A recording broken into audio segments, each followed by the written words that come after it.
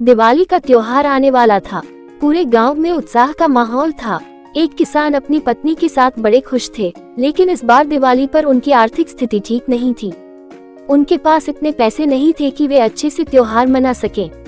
किसान की पत्नी बहुत समझदार और चतुर थी। उसने एक योजना बनाई। उसने अपने पति से कहा, तुम एक अच्छे व्यापारी से मिलो और उसे बताओ कि मैं सोने की मूर्तें बनाती हूँ। कह देना कि मेरी मूर्तें इतनी सुंदर होती हैं कि लोग उन्हें खरीदने के लिए बड़ी रकम चुकाते हैं। किसान थोड़ा संकोच में था, लेकिन पत्नी के समझाने पर वह मान गया।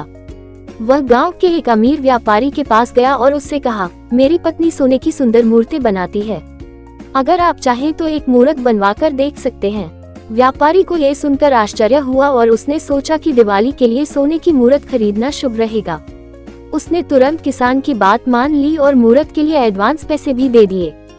किसान ने पैसे लाकर अपनी पत्नी को दिए। पत्नी ने उन पैसों से घर के लिए दिवाली के सभी सामान खरीदे और घर को सजाया।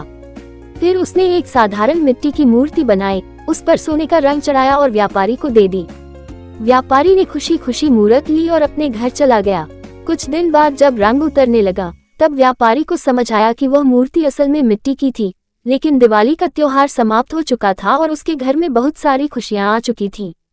व्यापारी ने सोचा कि इस चतुराई के बावजूद त्योहार का आनंद उसने मन से मनाया था और अपने सौभाग्य की कामना की। किसान और उसकी पत्नी ने अपनी चतुराई से एक शानदार दिवाली मनाई।